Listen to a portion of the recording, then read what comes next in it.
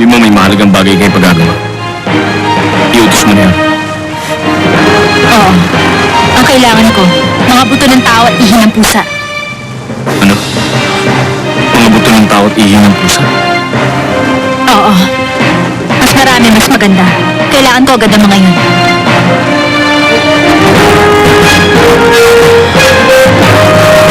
Pusa at mga buto ng tao?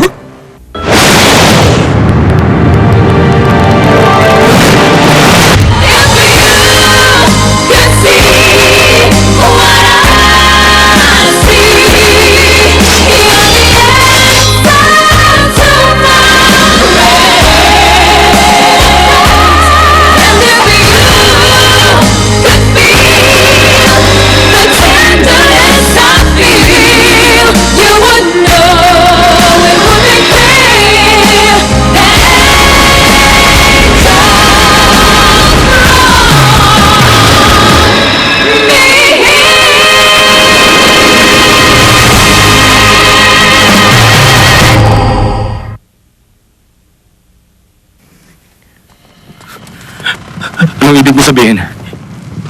Anong tungkol sa ina ni Docman? Kasi yung punanay niya nagpalaki sa kanya sa disyerto. Yung akala niyang patay na po. Oo nga po. Kasama rin namin siya nabihag. Pero meron pong sumalakay doon sa lugar na yun. At habang patakas kami, dumating sila Warren Dokchung at Bakwi. Pagkatapos, Ano po sinama po namin siya sa pagtakas pero may nangyari hindi inaasahan. Nahulog po siya sa isang burol. Tapos, kumuhi pa siya. Hindi po namin alam. Paano po yun? Pamigas niya. Parang yung silip. Paano po yan? Paano po gagawin namin? huwag mo muna ipaalam sa prinsesa. Ha? Ano? Huwag mo na po? Pero si Docman ang prinsesa po. Mahal na mahal niya ang kanyang ina. Kaya nga huwag niyo muna sabihin. Sa loob ng mixing panahon, napakarami pagbabagong tinis niya.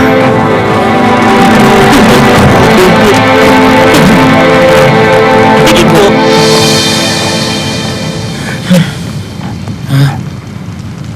Yung kanina, hanggang ngayon, parang hindi totoo. Ako rin, no? Di pa rin ako makapaniwala.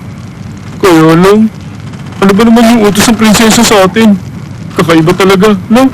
Oo nga Ihi ng pusa at mga buto ng tao. Ano kaya balak niyang gawin dun?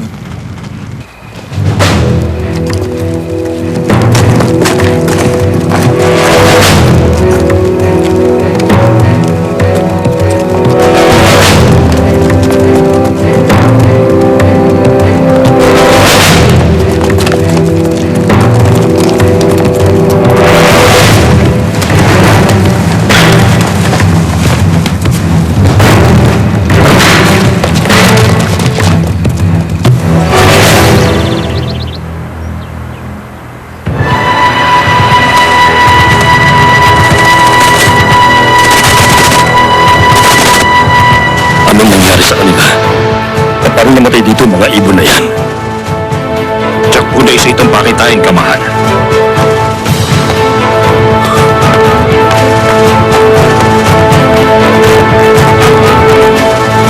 Kamahalan, isa po itong masamang pakitain. Ang mga ibon, ba't po sila nagkaganyan? Kamahalan! Kamahalan!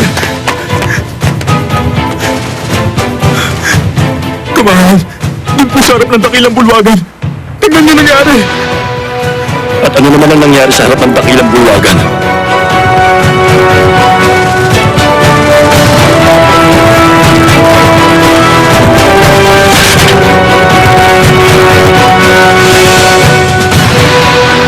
Bakit nangyari yan?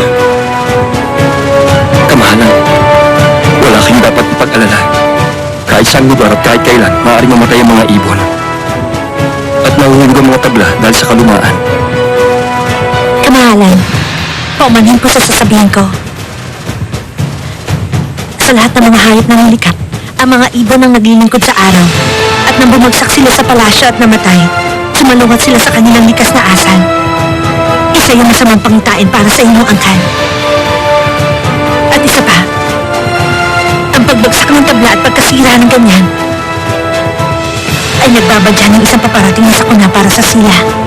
Mabuti pang itiko mo na lamang ang bibig mo. Dahil wala kang karapatang magdulot ng anumang pangamba sa ating kamahalan. Kaya lang kamahalan, Pati sa labas ng palasyo, ganito rin daw po ang mga nangyayari. Pati sa labas ng palasyo. Opo. Ang balita namin kagabi, May nakita silang mga ibong lumilog na biglang bumabagsak at namamatay sa libingan ng ating mga dating hari.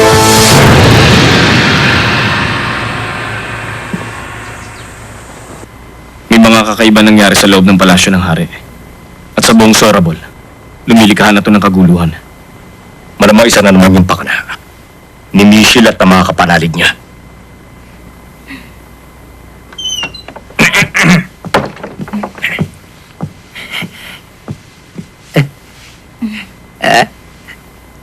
mahal na prinsesa.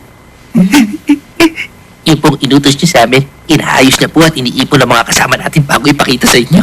magaling Kuya Jokbang. Ngayon naman, humuli kayo ng mga ibon. Uhuli kami ng ibon? Oo, at kailangan mahuli niyo sila ng buhay. Maraming ibon ang kailangan ko. Ibon ba? May alam ako kung paano sila mahuhuli ng buhay. Naku, yabang naman ang isang ito. Kung wala ang prinsesa dito, paano mahuhuli ng buhay? Sabihin mo. Kailangan. May dala kayong bunga ng bayabas pag manguhuli kayo. Paborito yung kainin ng mga ibon sa gubat. Parang Alchon, tulungan niyo sila manghuli. Opo, kamahalan. Tutulungan ko rin sila. Hindi na. Dahil may iba kang gagawin maayusin. Kailangan mong umalis at dumalaw sa inyong